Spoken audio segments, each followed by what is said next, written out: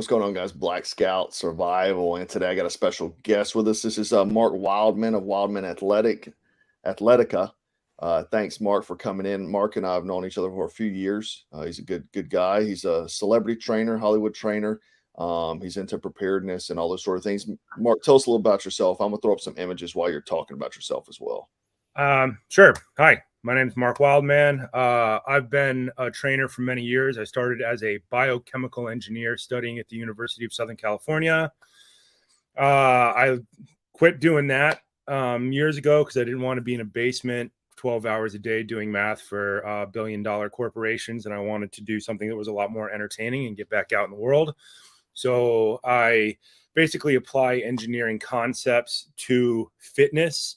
And that has taken me into work in film and television and circus and stuff like that. I spent many years on the road traveling around the world on $200 million movie productions, things like that. I got a picture of you and Chris Pine here. The street photo from New York when we were doing Saturday Night Live. The paparazzi photo. So yeah, you the worst photo ever. That's my club, by the way. Okay. Yeah, you trained Chris Pine. I'm sure a lot of people know who he is.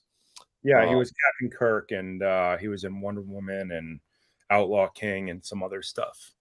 Yeah, so I engineer programs mostly for people who grew up like me. So I can work with ultra rich people, but what I really like to do is work with people who grew up on dirt roads like me, without a lot of money. And I like to teach them an unending system of physical training. Basically, think of it like Olympic lifting that's not done in a university setting, that's done with a kettlebell in a field in the middle of nowhere. I teach fight training. That anybody can do, you know. Anybody can do. Yeah. So what I think about is most trainers specialize in the top 5% of athletes. I specialize in the bottom 90%. Absolute zero. So injured you can't move. And I build you up to the point where you could legitimately be a superhero. Mm-hmm. And I do that. It's all science-based. Everything I do is science-based. Everything is numbers, tracking, and it is done with engineering economics in mind, which means it has to meet a bunch of criteria. It has to be economic. It has to be the most economic option for the result that you're going to get out of it. It has to be travelable. It means it has to be able to go in the back of a car and go with you anywhere in the world, or on a plane or wherever. Horseback if you are that crazy, or dirt bike if you're that crazy. So it has to be capable, and it has to all be useful. Everything I do has to be useful. There is no wasted time in any of my training. Something I pride myself on is no wasted time at all in any way. I'm super psycho about that. Frankly, because I'm old and I've had a lot of people in my life waste my time with a bunch of dumb training. And a lot of people do. I mean, man, it's like out there in the fitness realm, it's a lot of people that A, don't know what they're doing, B, they're lying to you, you know, and it's like, it's kind of like the supplement thing. Like there's so many supplements out there that are just garbage. You know, I've taken every supplement there is, I think, but you know, by and large, a lot of times whenever something works, the FDA will take it off the market. They don't want you selling real stuff that works. They want to say the fake stuff, you know. Yeah, they want to sell you the crap that's completely uncontrolled, that doesn't come out of it, that has no type of checks and balances in it. It's something you buy, could not have anything that you're being sold in it at all. I got out of the supplement game a long time ago. I mean, I figured that out 15 years ago. Being a biochemist, go and analyze a couple of things that you buy and realize that nothing that you're paying for is in them. And then you just give up on the entire thing. And you're like, well, you're better off eating steak and vegetables. That's like food, right? You go buy food and there's 50 ingredients in this one thing. Like, why? You know? Yeah. I mean, I travel all over the world and I'm always trying to find the simplest food possible. And it's actually very hard to do. It's a lot easier to do in like Europe. Scotland, amazingly, has great food.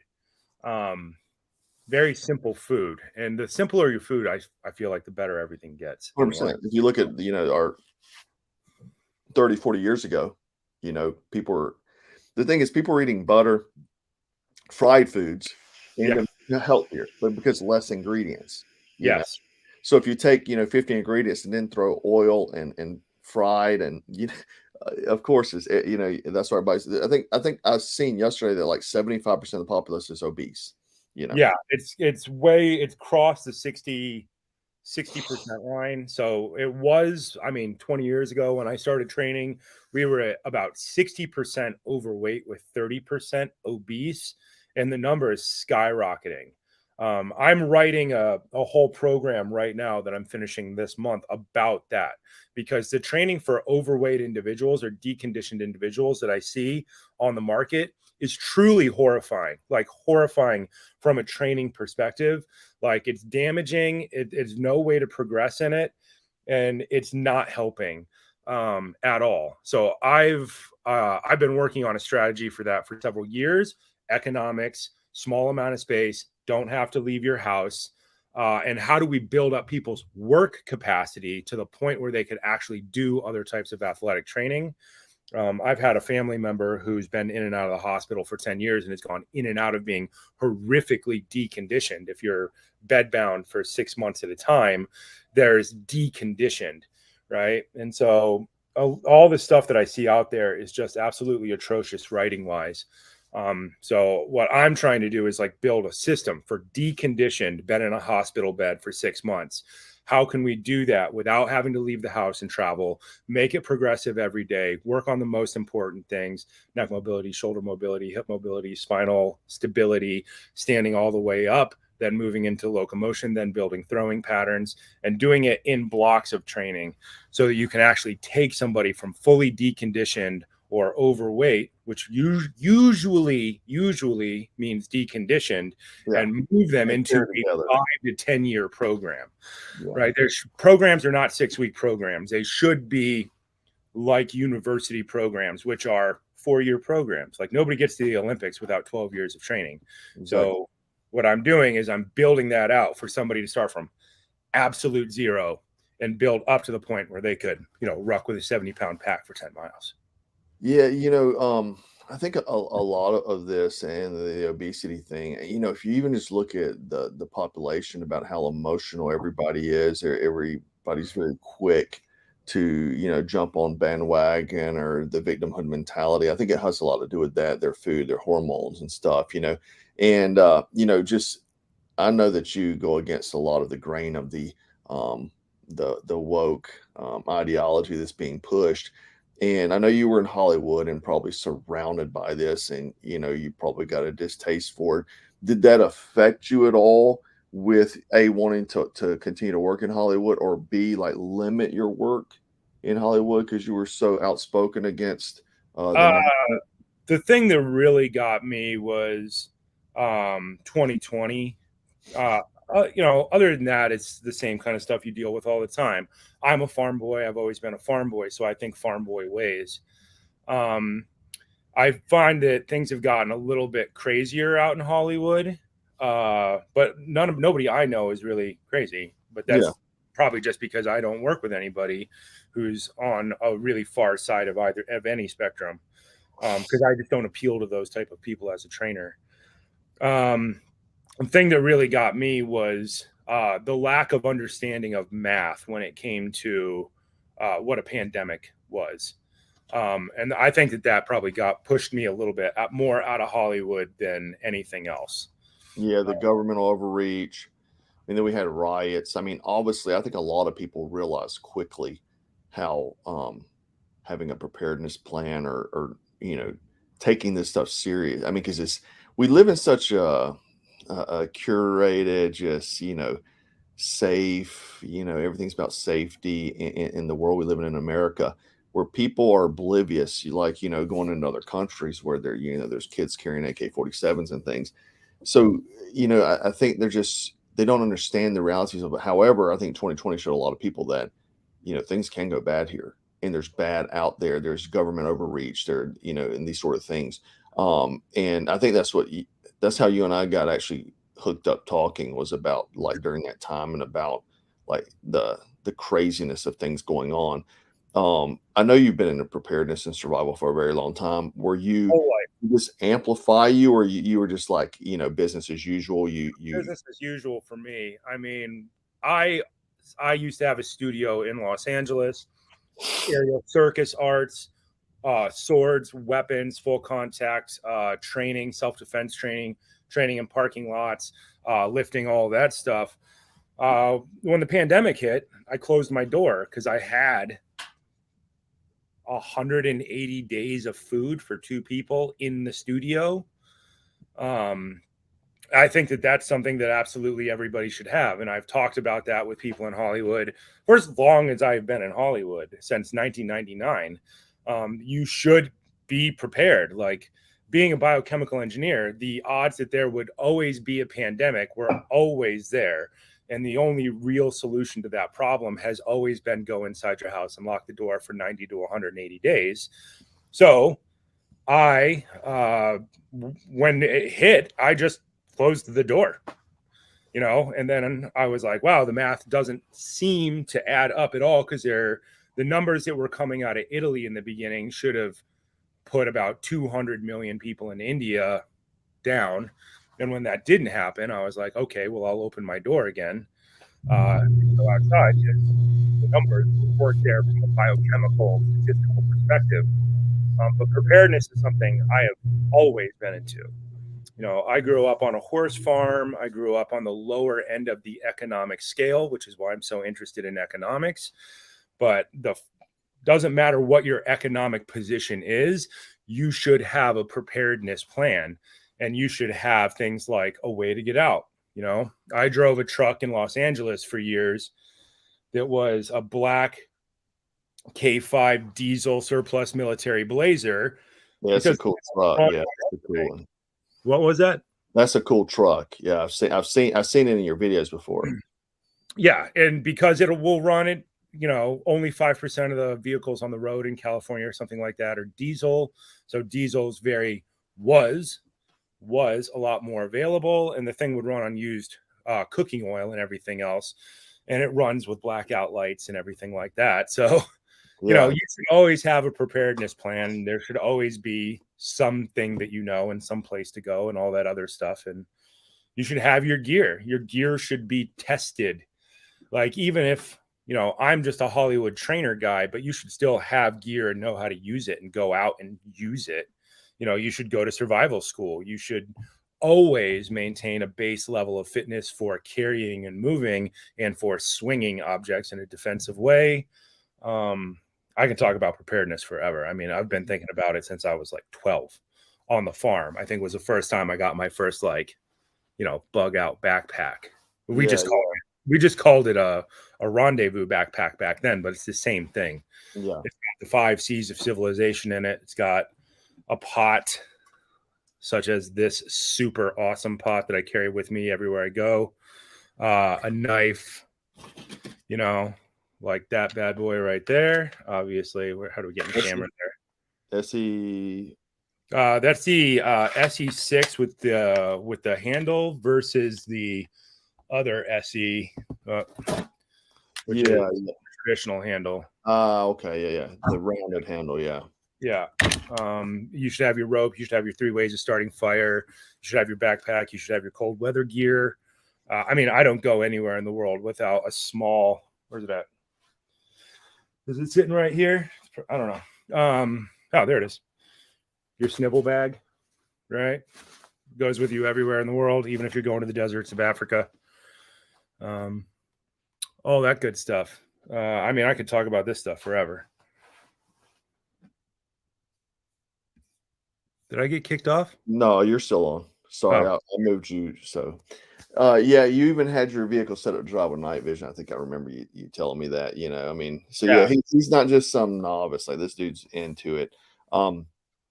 Yeah, so yeah, all those things, good recommendations. And I think I both grew up poor and in the rural life, so we have a lot of the same belief systems on these things. And your approach to the fitness is obviously very unique. That's probably why you're sought out. But I want to kind of discuss that a little bit. We'll talk about what you do first, and then I kind of want to expand from there on just our society. and what's about being, being prepared and being important. But you use a lot of kettle clubs, and these things are more functional movements. Whereas a lot of people, when they look at fitness, are looking for the dude that's like flexing, that's doing the just bodybuilding stuff. But yours is based on functionality. Can you talk about that? Why the reason why you choose that? Bodybuilding looks awesome. It's great, but their level of functional conditioning is really, really super low. Which way do I attack this problem? Kettlebells build the best core in the least amount of time. Clubs and mace build the best movement patterns in the least amount of time. There are many people, almost everybody who goes to like a big box gym and looks really healthy, does not move well at all. And they are, for the most part, generally have a super hard time learning something like fighting. This is something that you see all the time in actors, right? I started realizing this with actors very, very early on, is that an actor doesn't really have an ability to turn left, right? I call it the Zoolander joke. Because in Zoolander, he's not an ambi-turner. Most people are not ambi-turners. They go to the gym, they deadlift, they squat, they bench, they do a bunch of chest, and they look pretty tough. But if you ask them to learn more than 3 steps of movement at a time, it does not work out. They have a horrendous time learning. The video you're playing right now is a very simple turnaround drill that I teach people. It's one of the most basic things that I teach people in the beginning is learning to turn around to face something behind you with either leg moving, turning towards your left shoulder and turning towards your right shoulder equally well. The idea for this is twofold. Number one, in the real world, predators attack from behind you. Standard idea. In both hunting, if you're in mountain lion country, it's coming from back there. Or in LA. And in LA, it's coming from back there, and there's more than one of them. Yeah. And then in movies have drama because you have a fight scene with a bunch of people in it, and actors have to learn to turn around, either facing the camera or away from the camera, depending on what the scene requires. And I've seen a lot of actors who are unable to turn one direction, and they get on set and they haven't prepared themselves to do that. They've done a lot of fitness, right? They've done a lot of jumping lunges and all that other stuff, but nobody taught them how to turn around and line up. Yeah. So I think that all the fitness that I do wraps together a ton of ideas. What is real fitness? Real fitness, I base on a couple of ideas. The original ideas from the 1890s, from George Herbert, the original guy, the idea that parkour came from. And you have the 8 movements of parkour, but then after parkour, you have fighting, right? And now you have to break down fighting into its own magnified list of engineered things and things like swimming. So what is real fitness? Your real fitness is your ability to like stand all the way up. People in the modern world have lost their ability to stand up. That's the number one thing that you see when people have been deconditioned, an inability to stand up. And then an inability to stand up using rotation. Rotation being the use of levers. Humans have thumbs for a reason. It's because we're tool users. When you do a lot of conventional fitness stuff, there's no levers in it. But levers are every tool at their most basic level. Your hammer, your shovel, your pickaxe, your axe. What I do a lot of is teach people the basics of mace swinging, because that is the way that the shoulder works. That's the way that the shoulder works. If you're using a sword, if you're using a shield, if you're doing a hammer fist, if you're throwing a punch, if you're doing an outside block, if you're doing a knife movement, there are basic core movements, and people need to be fit to do that. So I take the idea. The mace, man, I will say this, like, especially being an older guy, like the shoulder, like, just the strengthening of the shoulders is phenomenal. Like just for shoulder health. Cause I mean, that's usually the first thing that goes in people is their shoulders, with weightlifting. But that is tremendous for that. So if, in your opinion, what is the if somebody were to go buy a piece of equipment today, and I think I know your answer, but I just want you to get it from you direct. If you were to go buy one piece of equipment, what would it be? I'm going to give you a 50-50 answer on this, and it's based on availability because all answers should be based on availability. Number one would be a this is a competition adjustable kettlebell.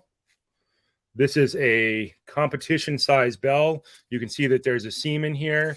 It breaks in half. It is 41 different weights in that one package. So that's a whole line. So think 41 dumbbells in one spot, all made out of iron. All will last longer than history. And the other thing is a club, an adjustable club. Same thing. You could have an unadjustable club. Let me grab one. Yeah, I got the I think they're Tac Fit, is that it? Yeah, that's the one The that old R-Max ones from like 12 years ago. These so are like those, yeah. Ferrari of club swinging, but they're hard to get a hold of. They are. I had to buy from overseas, man. You recommend them to me. I got them from overseas, but they are incredible because the rubber coating. You're not gonna, You're not going to destroy your yourself. floor. You're not going to do all this other stuff. But 60% of the gym going population has an injury right here Yes. from benching because that's not what the human shoulder is meant to do. The human shoulder is really meant to do that because that is the basics. If anybody who's ever done martial arts, notice that movement. It is a hanging block. Yeah, because especially I'm a Kali guy, and that's you know, I recognize that from Kali. Yeah. So if you do club swinging or mace swinging, your base level of athletic preparedness for violence skyrockets. Yeah, you know, that's the thing. Being a Kali guy, then your approach using clubs. This is the thing. Like at any time, I can pick up. That's the reason that one I went to Kali is because I've done everything BJJ. You name it. But Kali, first off, if I'm in a fight, this isn't like I'm getting in a bar brawl. Like I'm defending myself, and I want to be able to pick up anything and it become a weapon. And Kali embodies that. Like you're basically trained that anything you grab becomes now a weapon, and you know how to use it because it's a force multiplier. Like and that's another thing I like about that martial arts. You start off with weapons because in how their ideology or protocol is that you should always fight with weapons first. Yes. So the thing is that you're using anything as a weapon. So you use a stick, you use a flashlight, whatever it is. But like you're training where if I'm swinging a club, like I just noticed like in the few years that I've been doing it, like man, I think I could kill someone with one blow just because of the amount of swinging the heavy clubs. I mean, and I've heard you talk about this in your videos. I don't think we've talked about it, but you talked about ancient Romans and Greeks and the swinging of the just that type of strength, how important that is just from a primitive aspect, and I guess strength and knowing how to fight, right? Yeah. Knowing the basics. You don't have to be a super uber duper black belt, but you should be able to pick up an object and block and counterattack without thought in any way. And you should be able to do it against an unknown opponent. That's something that gets left out of a lot of martial arts is people always start the drill as a martial artist would start the drill. They don't start it like a drunk guy on the street would start. One of the things I teach is like staff, right? Because it starts people far away from people. They give more time to think. And then we design all of our drills as OODA loop drills with no patterns in them. They're only they're engineered outcome drills where we set up an experiment and we let people repeat the experiment until everybody comes to the same conclusion. It's the same way you would calculate gravity. You get 20 people together, you run an experiment, everybody does the math. When they average it, it always comes out to 9.81 meters per second squared. We do the same thing, but we do it with weapons. We start with staff first because one staff is the minimum number of things. Long staff because it puts you further away. Then we shorten the staff. We go to baseball bat. Then we go to Kali sticks. Then we go to just real machetes that we just edge off on a grinder. So people learn what machete versus machete feels like. Then we start crossing them. Then we do staff versus machete. At that point, we're back into recreating Shaolin long fist kung fu. And then we, bat versus machete, bat versus staff. Then we swords, all kinds of other stuff. Then we start putting objects in the middle of the fights, things like tables to get over or objects to get around, or you start fighting in and around cars or under cars or over cars or coming out of cars, or hallways. My favorite is stairways. Yeah, confined space fighting is so, under talked about because it's most likely what's going to happen to you. You're not going to be able to run away. The criminal's going to get you when they have the tactical advantage, and that's usually a confined space, usually dark, usually by yourself, usually you're unaware. So all the points you're saying are phenomenal. It's funny. Like, I like what you said though about you don't have to be a black belt. There was this kid in high school, and this is why people always push the BJJ stuff. They're like, BJJ is it. The problem is I've seen lots of BJJ guys get hurt in real life, like in the street, because you're going against a known opponent, someone who else is trying to do BJJ on you. Fighting someone that doesn't, where they're trying to destroy your face, is much different than fighting in the BJJ studio. But going along with, I think anything, which even BJJ is important to know, I think any type of fighting system can be useful, because there was a kid in high school that I went to school with, and this dude was, I don't think it was a black belt, it was like probably mid-level Shotokan karate, which is very traditional Okinawan karate. And this dude, I mean, he was kind of a problem. Like, he didn't get the discipline aspect from the martial art. Like, he was going around and beating people up, like literally. Like the Thai guys from the 80s. Yeah. This was like, the bad Karate Kid, the bad guy on Karate Kid. I mean, he was going around beating people, and he would get in these, very traditional, and he would annihilate people. And I do know that they spar like without pads. So I mean, they do a little bit more realistic fighting. I guess fight training. But the thing is that even a Shotokan karate guy can, I mean, I think it's like going back to what you're saying is I think knowing something, training it, and being functionally fit is going to set you up for success. Yes. The one thing that you can't get in the final moments is fitness of any type. Fitness has to be done 5-6 days a week forever. Amen. And it should be focused on the most important movements. It should be focused on endurance, hip snap, cross-body stabilization, overhead lockout. Those are your lifting and carrying. And then you have to have throwing patterns 5-6 days a week. That means mace 360s. That means heavy club mills. That means every variation of those things. And if you have 20 minutes a day and that's it, then that's what you should be doing. Bodybuilding is for rich people, in my mind.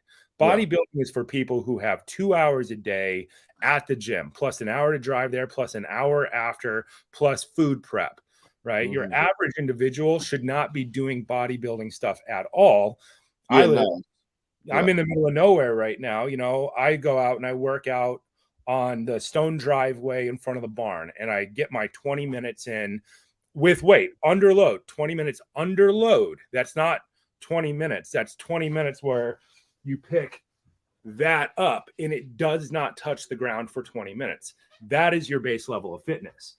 And then you should have that base level of fitness be the weight of a pack or the weight of armor. You should be anywhere from 40 pounds for a man to 70 pounds. Like, the Russians really knew what they were doing when they set up the original weights for kettlebells, 16K, 24K, 32K. Yes. 16K is the weight of 1,000 rounds of AK ammo. It's also pretty close to the 1,000 rounds of 9mm or 9mm or 45. They're really super close. 50 pounds is your light loadout if you were like going to be doing some type of survivalness, or if like a go bag. Like 50 pounds is an easy weight, food, water, plus the simplest gear. And if you were to, even a light loadout puts you in the 70-pound range, and that means you should be able to pick up that weight and not have it touch the ground and not stop moving for minimum 20 minutes. That should be your base level of fitness. Yeah, and that gives people, the thing is you're also getting cardiovascular as well as the muscle endurance, you're building strength, all these sort of things, Everything is going back. Bodybuilding is becoming very popular. Obviously, people look at people and they're, oh, they look great. And I'm not, that should be, your aesthetic should be a byproduct of your fitness, because there's lots of people, like when I used to work out in the Globo gyms back in the day, I remember there was a guy that liked Arnold Schwarzenegger. Like, I mean, he was as big as Arnold was. And this guy could barely move any weight, but because he was training for hypertrophy and not actual strength and all these sort of things. And I'm sure he had dozens of injuries and he couldn't run a mile if he wanted to, and I think people should look at being fit is number one, and that includes being having endurance, being strong, all these sort of things.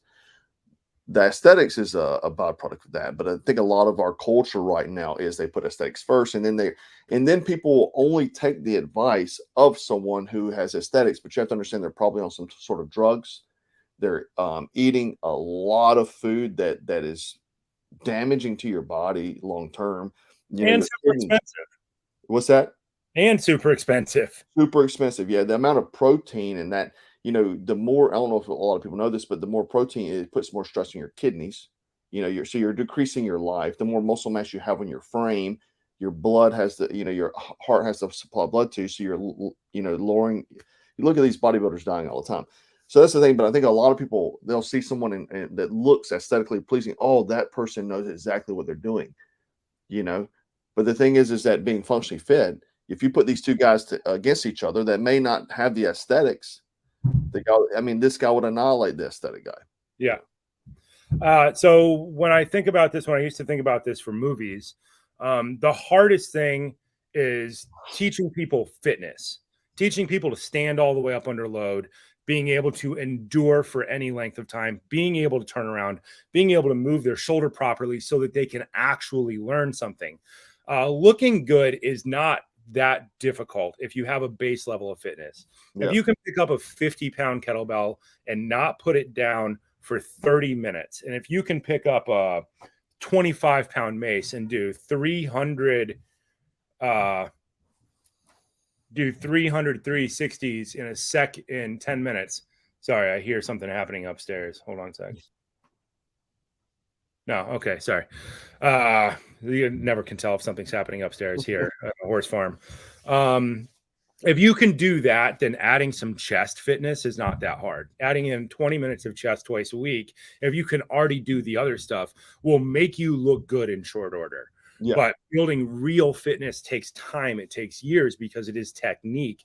And there is skeletal adaptation. There is the adaptation of your tendons in your ligaments. That you have to have. You have to have. Yeah. You have to have tendon strength in your shoulder. You do not get it from benching. Benching is one line, but your shoulder moves in a circle, moves in arches, it moves levers. I was working on a movie in Scotland a couple years ago, and one of the actors came in, and I was like, well, have you done your prep for your sword fights? And he's like, oh, I deadlift 450 pounds. And I was like, great, that's not the same thing. And he's like, no, I'll be fine.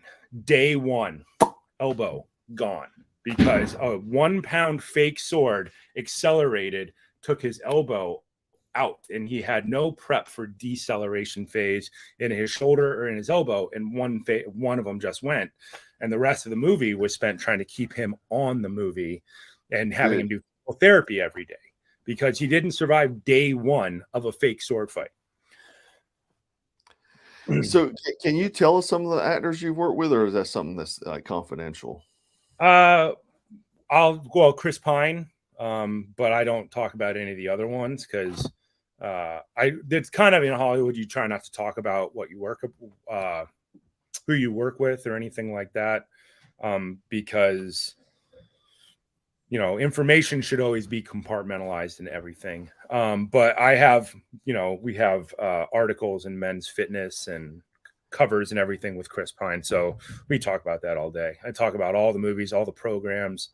It was mostly the first three movies were building a base. When you train an actor like this, how much time do you get prior to the movie? You would like 11 months. You never get it. I think most I've ever gotten is 3 months. So programs have to be, my programs are super science. And they are all timed out. They're all tracked. And I expect 5 to 7% increase every workout forever. So you get in 3 months, though, I can get people moving better than they've ever moved before, even if they've already trained for other things, just by correcting, just by adding things like shield cast, by adding throwing patterns, you will make people move infinitely better in a very short period of time. And kettlebells, it's super science to add work capacity to people. Just adding a kettlebell swing program at 10 minutes twice a week, you can skyrocket people's athletic ability in a very short order. Yeah. So I design programs. You never really get more than an hour a day, no matter what they tell you you're going to get. And you have to train in blocks where each thing is its own self-contained block with its own objective. Because if once you get to set, you continue to train for the whole movie. So if you're there and you start 3 months ahead of time and the movie is 9 months, you still have a 12-month training program that you're enacting. So you have to plan for that. Think of like, what sport is 12 months long where they expect you to keep operating at a super high level all the time? Yeah. So the way that training is done is very, very specific. Focus on the most important things first, get people out of pain, make sure that they're capable of doing the movements that will be required of them. That requires you to liaise with stunt guys or fight choreographers ahead of time. So you know that they need to turn around and turn left. And then you have to do all these things to neurologically make sure that they can do it both ways because things change on the day. And then making people pretty is not the hard part. Making people stay alive is the hard part, and making it progressive and making it go in the back of a BMW in London is the next hard part. Do they usually stay in shape, or they only do it for the work, the movie, and then they just go? It depends. It floats back and forth all over the place. When I was working with Chris, he stayed pretty up for 5 years. Take off a couple weeks here or there for a break because these people are pushing super hard. Yeah. If you're on a movie that lasts 9 months, you work out 5 days a week for an hour a day, and then you work for a 10-hour camera day. A 10-hour camera day is a short day. That's what they do in Europe. That's why so much stuff is shot in Europe. And in London, because in America it's a 12-hour camera day plus makeup. Morning, you think an hour and a half for makeup in the morning. In Los Angeles, the reason nobody shoots in Los Angeles anymore is because the unions have a walk-away lunch for an hour. That puts you at an hour for makeup, a 12-hour shooting day plus an hour for lunch. Now you're at 14 hours, right? Then you got to get out of everything at the end. If you go over, you could be looking at an 18-hour day with a workout before all that plus travel. So it's hard for people to stay up. People eventually break, and you got to put people and force them to relax at some point. Halfway through a 9-month long movie, you'll put them off work entirely for 7 days to 14 days. And you'll put them on a beach somewhere and tell them to just sit down. Otherwise their body will eventually break. Yeah, I mean, man, just the small, smaller stuff, not obviously not movie, but like the smaller shows that I've been part of and been filmed in. My first show got canceled, but I mean, dude, that was like, people have no idea like the amount of work that goes into, and I mean, you're talking about 10 hours straight of filming, and you're there. I mean, if you're the guy, you're being filmed the whole time. I mean, you have people like getting you food and all these sort of things, but man, it's just a lot of work, and it's funny. So just a random story, but this one show, the first show I'd worked on, and so I'm the main guy, right? It got canceled, but anyway, I'm the main guy. And so, they start loading up stuff like the cameras and putting them in these big Pelican cases afterwards. And so I go over there and I start picking up boxes and loading them. I see these guys working, and the director like comes over there like yelling at the lady who's like kind of like I don't know like my handler or whatever. Yeah. Yell at, what is he doing? And she pulls me over there and she's like, hey, they do that. And I said, well, I'm just standing around. I don't want to, these people carrying these big Pelican cases, she's like, no. And so then there's these girls that are like picking up trash, like from all the food and everything. So I go grab a bag and I start picking up trash. And he comes over there and he like really gets into it again. And she comes over, she said, look here, go sit down. She's like, if you get hurt doing something, like, show's over. You don't know. Like Yeah, I the was trying to be radiation helpful. is crazy on set. Like I've made that mistake myself, being somebody who grew up working. Dude, they do not want your help. Like Yeah. occasionally, like the stunt guys, I'll help stunt guys, but that's because we're kind of both outside of the lines. But like a grip's job is to pick shit up. The electrician's job is to move the stingers or the extension cords, right? You touch somebody else's shit, they're gonna freak out. Yeah. Yeah. It was funny, yeah, but like, you know, how like we grew up, you know, you don't stand around while somebody else is working. You know? No, somebody's working, you go work too. Yeah, You go yeah. find something to do and you make your hands full and you're busy. Yeah. Yeah. I ended up just having to, I learned to walk away from set. So if it's what I call talk day, where they're doing, you know, romance scenes or talk scenes or whatever, I vanish. Yeah. I'm there in the morning. I check back in every couple of hours, but like we were at Leavesden Studio, Harry Potter studio for months, you know, and it's just talk for it's all day. So you're there in the morning, you're there, you work out with your actor first, then you do your workout, then you get cleaned up, then you go to set and you check in with the special effects guys and the stunt guys. Is there anything on the schedule for today or tomorrow? They'll give you a general time frame, and if you don't have to be there, you're gone. You know, I went and bought a specialized rock hopper when I was on I think it was Wonder Woman 2. We were shooting in DC and I took it to Leavesden with me. And I was just going mountain biking for like 4 hours a day in the middle of the day because they don't want you there. Yeah. So you're just like going down to the canals that run all the way down to London, and you're just doing the canals up and down just as fast as you can to kill time and to be out of the way. If you start doing somebody else's job, they have a union. If you do their job, you're going to come up against the union, and that's not great. Well, Mark, man, I feel like we got a lot of things covered. Is there anything you want to touch on? Talk about equipment or anything? You know, your recommended items. Show them some of your equipment real quick before we bounce off here. I have just started making an adjustable kettlebell with bells of steel. This adjusts everywhere from 12 to 32K in 1 kilogram increments. No, half kilogram increments. That means 41 weights. I designed this because this is what I want on movies. This one thing, you can, if you have one in each hand, you can train for literally 30 years. I have a Wildman arc from ADEX. I have a whole series of clubs from that. Once again, it's designed to go inside of Pelican cases and travel around the world with you. I can talk about gear literally forever. I can talk about preparedness forever. I can talk about knives, swords. I'll talk about apocalypse swords. You know, like I love all this stuff. Very underrated item, dude. Apocalypse sword. You know, when the ammo runs out, that's what you want.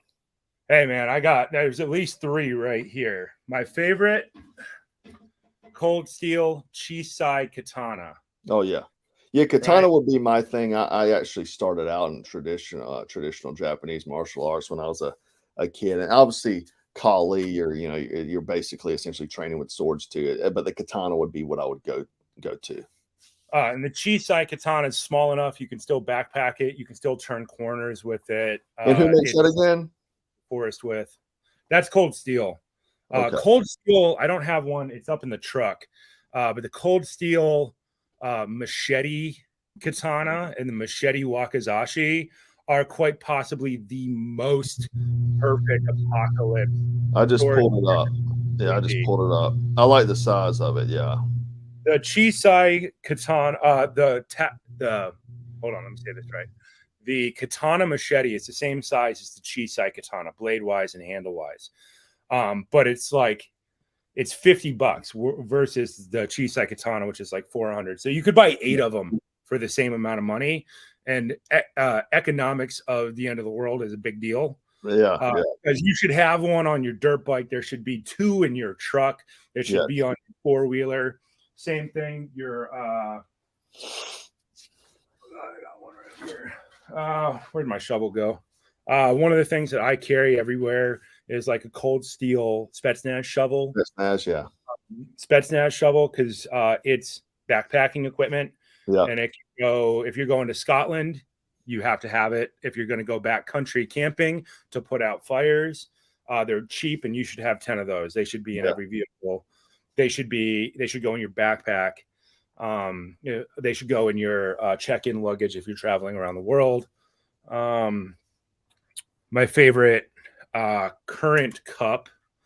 Everybody should have a container, stainless steel. This is the Pathfinder French press, which, if you're familiar with, like, say, early American frontier survivalism, they carried what was called a corn boiler, but it would have been made out of copper. But it's a small enough cup that you can cook and prepare sanitized water and cook food for one person in that one thing. The other thing I love, where'd it go?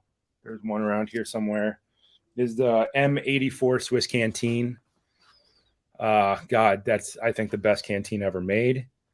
I would love wide mouth one. It's like a flat bottle. So it's that's the one. Yeah, I know what you're talking about. Yeah. And with a cup on the bottom. Yep. You should remake that. You should make the bottle, but make it with a stainless steel cup, because the cup only comes halfway up. Yeah. You should go all the way up. Yeah. And you should make two. You should make a short cup and a tall cup, and they should all nest together. Yeah. That would be the best product, I think. Yeah. One on each side of your body. Yeah, I make like just the standard, everybody makes it, but the titanium canteen, it comes with a pot and then a pan. We make a French press too. I hadn't had it in quite some time, but titanium as well. The thing about the French press, though, is like what you're saying, though, is the French press is very beneficial, because you can use it as a cup. You can drink essentially straight out of it and all these sort of things, Yeah, the French press is great. This one is like 1.5 liters or something. That's big, yeah. Tea, I don't know. I'm obsessed with tea and the origin of tea for making sanitized water taste not shitty for all of human history. Bingo, yeah. And I drink out of my French press every day, dude. Every day. I literally carry this around like it's a mug and drink out of it. But loose leaf tea, pine needle tea, all the weird teas. Now you have a way to do it all in one package. Yeah. So you're disinfecting and flavoring it at the same time. Yes, you're disinfecting and flavoring, and probably adding some vitamin C to it if you're doing pine needle tea in Wyoming or something. Yeah, then there's like, this is another one. I could talk about these things all day long. We should talk food prep sometime. Yeah, definitely. Math of food prep all day, every day, forever.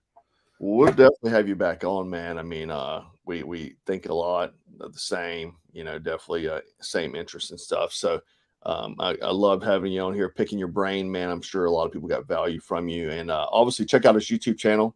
He's got a ton of, that's actually, I think I'd been watching you for quite some time, and then you actually reached out to me, though, and I was like, dude, I've been watching you for you made a sandbag video about or something, because we were talking about I think I made like a 10-minute farm boy strength video for like simplest possible way to build work capacity in the least amount of time or something. Yeah, that's right. That was I got some seminars coming up in LA. If you don't mind going to that side of the country, you should come and check one out and check out the OODA Loop staff fighting thing. We're gonna do a 5-day version of it with barrier get overs. It's fun. Yeah, that sounds great, man. That'd be awesome. Yeah, check him out, man. Wildman Athletica on YouTube, Instagram, all the usual suspects. He's a good guy, knows his shit, and anyhow, thanks so much, Mark, for hanging out with us, brother. And guys, remember to stay frosty, stay jacked, and stay dangerous.